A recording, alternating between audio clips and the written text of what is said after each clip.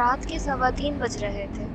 فریحہ نے آنکھیں کھولی لیکن کمرہ ابھی بھی اندھیرے میں ڈوبا ہوا تھا۔ فون کی اسکرین چمک رہی تھی لیکن سب سے عجیب بات یہ تھی کہ کال اسی کے اپنے نام سے آ رہی۔ یہ کیا مذاق ہے؟ اس نے دھیرے سے کہا۔ ہاتھ میں ٹھنڈک محسوس ہوئی جیسے کوئی برف کا ٹکڑا پکڑ لیا ہو۔ کال بجتی رہی اور جب اس نے اٹھائی لائن میں صرف سانس کی آواز تھی، اپنے جیسی۔ اگلی صبح اس نے اپنی ماں سے پوچھا، امی کیا میں کبھی کسی کے ساتھ پیدا ہوئی تھی؟ امی کا چہرہ زرد ہو گیا۔ ہمیں وہ نہیں یاد دلاؤ فریحہ۔ پرانی الماری میں اسے ایک فوٹو ملی، دو جڑی ہوئی چھوٹی چھوٹی لڑکیاں، ایک فریحہ تھی، دوسری اس جیسی لیکن آنکھوں میں صرف اندھیرا۔ پیچھے لکھا تھا زویا، وہ جو واپس نہیں آئی۔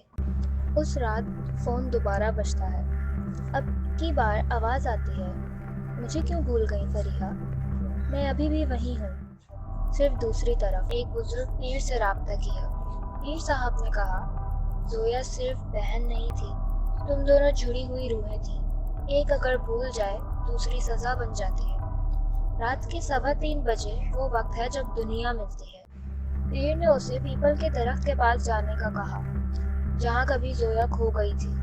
وہاں مٹی میں لال دھاگا بندھا ہوا تھا اور ایک پرانا کھلونا جس میں سے چیخیں سنائی دینے لگی۔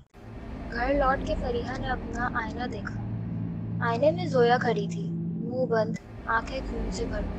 ایک دفعہ پھر اسے آواز میں، یاد رکھنا میں صرف تب سو سکتی ہوں جب تو سچ بولے گی۔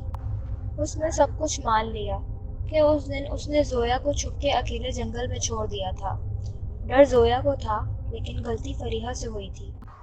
جیسے ہی اس نے رو کر معافی مانگی، فون کی گھنٹی رک گئی، لیکن اسکرین پر اب بھی وہی نام تھا، لیکن اس بار صرف میں۔ کبھی کبھی ہم جسے بھول جاتے ہیں وہ ہمیں بھولنے نہیں دیتے، اور اگر آپ کا فون 3:15 پر بجے تو ضروری نہیں کہ سامنے کوئی اور ہو سکتا ہے وہ آپ ہی